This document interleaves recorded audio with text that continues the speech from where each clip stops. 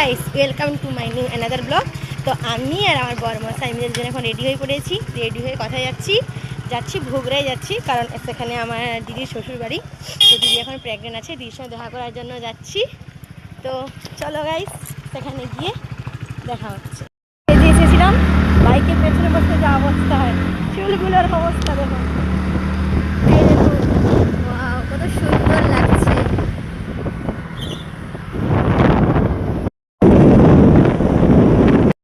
এসছি দিদির জন্য কিছু মিষ্টি নিয়ে যাবো গাইস। এটা হচ্ছে চন্দ্রেশ্বর সদানন্দ, আমার খুব ফেভারিট। এখানে আমি নিই, তো দিদি ক্ষীরমালাই খেতে ভালোবাসে, তো ওর জন্য ক্ষীরমালাই নিয়ে যাচ্ছি। আর চন্দ্রেশ্বর স্পেশাল চাট ওর জন্য নিয়ে যাবো, চন্দ্রেশ্বরের কালিয়া চাট ওইখান থেকে নিয়ে যাচ্ছি গাই। আর মাকেও নিয়ে যাচ্ছি, আমি যাবো, মায়ের একটু মন খারাপ শরীরের জন্য, আমি মাকে নিয়ে যাচ্ছি সঙ্গে। তেল ভরে নিলাম গাড়িতে, না আর বলতে হবে না। এই যে মাকে নিয়ে যাচ্ছি, আর আমি বরমশাই মিলে চললাম কোথায়, দিদির বাড়ি।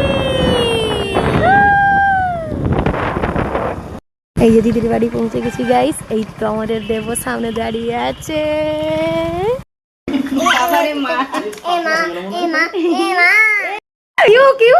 अपना फेस दिखाओ, ये कटो भाई किसी का ना मम्मी को তাকে দেখা করার জন্য এসেই যে দেখুন বলেছিলাম গাইস প্রার্থনা করুন সুস্থ হয়ে যাতে ডেলিভারিটা হয়ে যায়। এ ভগবান স্পেশাল দাদা আমি